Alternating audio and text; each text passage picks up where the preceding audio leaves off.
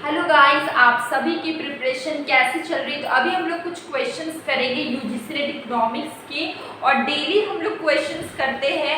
और कल मैंने एक वीडियो पोस्ट किया था, बहुत ही अच्छा, बहुत ही हेल्पफुल था आपके लिए, जिसमें मैंने एग्रीकल्चर, मुझे याद नहीं आ रहा है कुछ मैंने क्या पोस्ट किया था, शायद मैंने बताया था जो भी रिवॉल्यूशन, हाँ, एग्रीकल्चरल रिवॉल्यूशन इन इंडिया के बारे में मैंने बताया था, जैसे कि ब्लैक रिवॉल्यूशन, ब्लू रिवॉल्यूशन, ये सब मैंने उसमें सारे नोट्स दिए थे। ठीक है, तो अभी अब हम लोग कुछ क्वेश्चंस करेंगे। और अगर आप इस चैनल में नए हैं तो सब्सक्राइब कर सकते हैं, बेल आइकन को ज़रूर प्रेस करें। इससे क्या होगा, आने वाले सभी वीडियोस की नोटिफिकेशन आपको मिल जाएगी। ठीक है, तो हमारा फर्स्ट क्वेश्चन है, ये क्वेश्चन आपका हेरोडोवर मॉडल से मैंने पहले ही बता दिया। हेरोडोवर मॉडल आपने नहीं पढ़ा है तो आप ज़रूर पढ़िए। डेवलपमेंट इकोनॉमिक्स का बहुत इंपॉर्टेंट, या ग्रोथ इकोनॉमिक्स बोले, ठीक है, एक ही बात है। ग्रोथ इकोनॉमिक्स है, डेवलपमेंट इकोनॉमिक्स का एक बहुत इंपॉर्टेंट चैप्टर है, इससे बहुत सारे क्वेश्चंस आते हैं। ठीक है, तो और मैंने पढ़ाया हुआ है, तो हेरोडोवर मॉडल पढ़िए। और अगर आपको पढ़ना हो तो बोलिएगा, मैं आई बटन में डाल दूंगी इसी वीडियो में। ठीक है, तो देखिए GWCR is equal to S. ठीक है, GWCR is equal to S is an equation of steady growth under. ठीक है, तो मैंने पहले ही बता दिया कि ये हेरोडोवर मॉडल का ये जो इक्वेशन है ये किसका है, हेरोडोवर मॉडल का। ये फॉर्मूला बोलिए, कुछ बोलिए। ठीक है, तो ये जो हम लोग ने हेरोडोवर मॉडल में तीन चीजें पढ़ी थी, एक्चुअल ग्रोथ, वारंटेड ग्रोथ और नेचुरल ग्रोथ। ठीक है, तीन चीजें पढ़ी थी, एक्चुअल ग्रोथ, वारंटेड ग्रोथ और नेचुरल ग्रोथ। तो ये जो है ये हमारा किससे है, ये फॉर्मूला आपका वारंटेड ग्रोथ का। ठीक है, एक्चुअल ग्रोथ का GC is equal to S होता है, वारंटेड ग्रोथ का GWCR is equal to S, और नेचुरल ग्रोथ का GNCR not equal to S. कुछ इस तरीके का फॉर्मूला होता है यहाँ पे। ये आपका एक्चुअल ग्रोथ है, एक्चुअल ग्रोथ, ठीक है, और ये आपका वारंटेड है, वारंटेड ग्रोथ, और ये आपका है नेचुरल ग्रोथ। ठीक है, तो आप इस चैप्टर को पढ़िएगा, बहुत इंपॉर्टेंट चैप्टर, एग्जाम में बहुत इससे क्वेश्चंस आते हैं। ठीक है, तो हमारा क्वेश्चन ये आपका क्या, एक्चुअल ग्रोथ का formula GC equal to S, warranted growth की बात करें GWCR is equal to S, और नेचुरल ग्रोथ में GNCR not equal to S. ठीक है, तो ये हमारा किसका था, ये आपका हेरोडोवर मॉडल का पार्ट है, और बहुत इंपॉर्टेंट चैप्टर है। इसका आंसर आपको समझ में आ गया होगा, हेरोडोवर मॉडल, तो आंसर इसका हो जाएगा, हम लोग कोट्स में देखें, यहाँ पर हमें आंसर मिल गया, कोट्स में देखिए A भी नहीं होगा, A भी नहीं होगा, C भी नहीं होगा, answer will B A। Answer आपका क्या हो जाएगा यहाँ पे, D। ठीक है, इसका आंसर क्या होगा, D हो गया।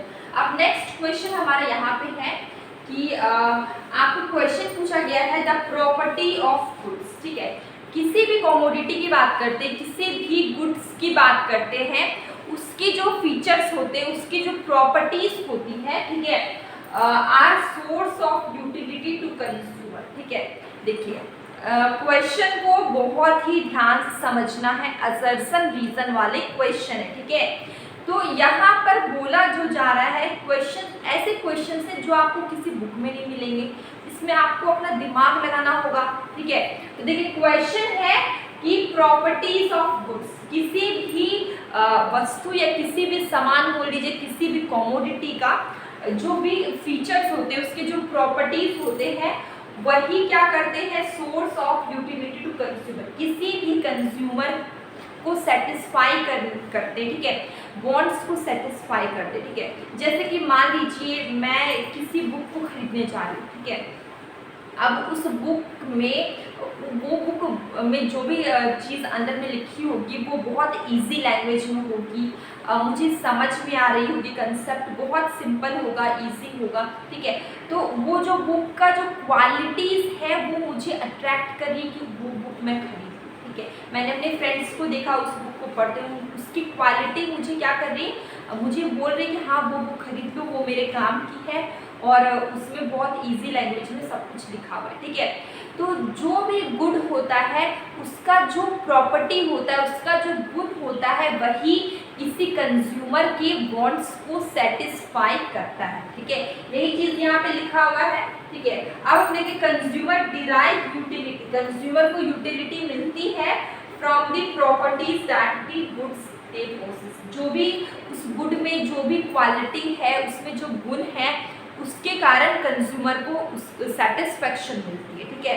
तो हम देख रहे हैं ए क्या है, करेक्ट है, आर भी करेक्ट है, ठीक है। और आर जो है वो करेक्ट एक्सप्लेनेशन है एक, ठीक है। क्योंकि यहाँ पे क्या बोला, कंज्यूमर को यूटिलिटी मिलती है, क्यों मिलती है, जो भी गुड्स है उसके प्रॉपर्टी के कारण उसे यूटिलिटी मिलती है, ठीक है। तो यहाँ पे हम देख पा रहे हैं A is correct, R is correct और R is correct explanation of A. Answer क्या होगा हम लोग देखते हैं ऑप्शन में, both A and R correct, R is correct explanation of A. हमें आंसर फर्स्ट में ही मिल गया, तो answer will be A, answer इसका ए। तो नेक्स्ट क्वेश्चन हमारा अगेन हमारा हैरोल्ड डॉमर मॉडल से आ गया। आपको इसको सीक्वेंस में लिखना है, जैसे कि क्वेश्चन है Harold development model has the sequence of, ठीक है। तो अभी मैंने बताया था सबसे पहले है एक्चुअल ग्रोथ रेट, ठीक है। तो सबसे पहले होगा डी, इसके बाद आता है हमारा एक्चुअल के बाद वारंटेड मतलब कि सी, और वारंटेड के बाद नेचुरल बी, और सबसे लास्ट है डाइवर्जेंस ए, ठीक है। तो D C B A, answer क्या हो जाएगा, डी सी बी ए। अब हम लोग कोड्स में देखते हैं, ए बी सी डी, ये तो रॉन्ग होगा, बी में डी सी बी ए, तो हमारा बी आंसर करेक्ट है, आंसर विल बी बी, ठीक है। हम लोग ने देख लिया एक्चुअल ग्रोथ, वारंटेड ग्रोथ, फिर नेचुरल ग्रोथ, डाइवर्जेंस, ठीक है। तो ये हमारा करेक्ट सीक्वेंस है हैरोल्ड डॉमर मॉडल का, ठीक है। नेक्स्ट क्वेश्चन है, आपको यहाँ पे मैचिंग करना है, ठीक है। ये मैच द फॉलोइंग है, लिस्ट 1 को लिस्ट 2 से मैचिंग करना है। जैसे कि देखिए परफेक्ट कंपटीशन, ठीक है, परफेक्ट कंपटीशन मार्केट चैप्टर, अगर फॉर्म्स ऑफ मार्केट अगर आपने नहीं पढ़ी है तो आप जरूर पढ़िए। फॉर्म्स ऑफ मार्केट मैंने पढ़ाया हुआ है, एक प्लेलिस्ट मैंने फॉर्म्स ऑफ मार्केट का बना दिया, तो आप उसे जरूर पढ़िए, ठीक है। अब परफेक्ट कंपटीशन की अगर हम बात करें तो परफेक्ट कंपटीशन के कौन से फीचर है यहाँ पे हम लिस्ट में देखते हैं। प्रोडक्ट डिफरेंशिएशन नहीं होगा, फ्यू सेलर्स नहीं होगा, प्राइस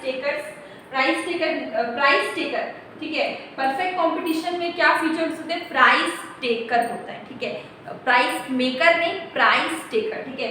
तो फर्स्ट ए का हमारा हो जाएगा 3, ठीक है। इसके बाद हम लोग देखते हैं मोनोपोलिस्टिक कंपटीशन की बात करें। मोनोपोलिस्टिक कंपटीशन में होता है प्रोडक्ट डिफरेंशिएशन। क्या होता है, प्रोडक्ट डिफरेंशिएशन फीचर है किसका, मोनोपोलिस्टिक कंपटीशन का, तो इसमें हो जाएगा आपका 1। अगर हम बात करें मोनोपोली की, तो मोनोपोली मार्केट की अगर हम बात करें तो मोनोपोली में एक चीज होता है प्राइस डिस्क्रिमिनेशन, ठीक है। हम लोग ने मोनोपोली मार्केट पढ़ा, हम लोग ने मोनोपोली पावर पढ़ा है। तो यहाँ पे क्या होता है, एक मार्केट में जिस प्राइस में कोई भी कमोडिटी मिल रही है आपको, वही कमोडिटी दूसरे मार्केट में आपको दूसरे प्राइस में मिलेगी, ठीक है। तो ये क्या होता है, प्राइस डिस्क्रिमिनेशन होता है, और वहाँ पे लोगों को देखकर भी प्राइस डिस्क्रिमिनेशन होता है, ठीक है। बहुत तरीके का प्राइस डिस्क्रिमिनेशन होता है वहाँ पे। तो आप उस जो भी मोनोपोली मार्केट है, मोनोपोली पावर है, उस चैप्टर को अच्छे से पढ़िए। और अगर आपने नहीं पढ़ी है तो प्लेलिस्ट में जाइए, फॉर्म्स ऑफ मार्केट, आपको सारे मार्केट मिल जाएंगे। मोनोपोली मार्केट भी आपको डिटेल में विद डायग्राम आपको मिलेगा, ठीक है। तो अभी हम लोग मोनोपोलिस्टिक कॉम्पिटिशन मोनोपोली के फीचर क्या है, प्राइस डिस्क्रिमिनेशन, ठीक है, प्राइस डिस्क्रिमिनेशन होगा, इसका हो जाएगा 4। अब लास्ट बच गया ओलिगोपोली। ओलिगोपोली लास्ट जो बच गया वो उसका आंसर हो जाएगा। तो लास्ट हमारे बचे फ्यू सेलर, तो ये हो जाएगा ओलिगोपोली। तो इसका करेक्ट आंसर क्या होगा, 3 1 4 2, ठीक है। अब हम लोग जा रहे हैं ऑप्शन की और कोड्स की तरफ। तो हमारा फर्स्ट में 3 1 4 2, ठीक है। तो आंसर विल बी ए 3 1 4, ठीक है। तो इसी के साथ आज का सेशन हमारा यहीं पे एंड होता है। अगर आपको कोई भी कंफ्यूजन, कोई भी डाउट हो, प्लीज कमेंट बॉक्स में जरूर बताइए। और अब हम लोग मिलेंगे एक न्यू वीडियो में।